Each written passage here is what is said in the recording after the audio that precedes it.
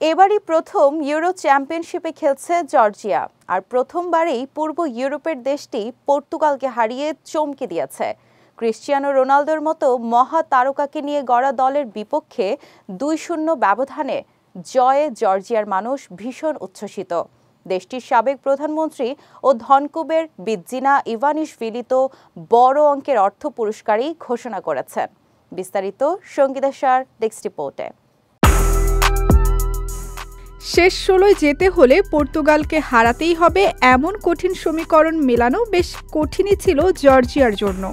আসরের সবচেয়ে বড় অঘটনের জন্ম দিয়ে জেতার পাশাপাশি প্রথমবারের মতো এই প্রতিযোগিতায় খেলতে এসেই শেষ 16 টিকিট পেয়েছে ইউরোপ ও এশিয়ার মধ্যে ব্যবধান হয়ে দাঁড়িয়ে থাকা ছোট্ট দেশটি, আর সেটিও ইউরোর অন্যতম ফেভারিট পর্তুগালকে 2-0 গোলের ব্যবধানে হারিয়ে। অবিশ্বাস্য এই জয়ে দেশটির সাবেক প্রধানমন্ত্রী ও ধনকুবের বিদ্জিনা ইভানিশভিলি বড় অঙ্কের অর্থ পুরস্কার ঘোষণা করেছেন।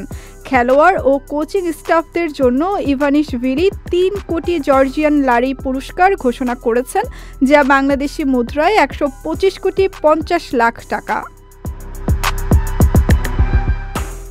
গত 27 জুন পর্তুগালকে 2-0 ব্যবধানে হারিয়ে এফ গ্রুপে তৃতীয় হয় জর্জিয়া। গ্রুপ পর্বের তৃতীয় সেরা দলগুলোর একটি হয়ে তারা জায়গা করে নেয় নকআউট পর্বে, আর এই অর্জন নাড়িয়ে দিয়েছে গোটা জর্জিয়াকে।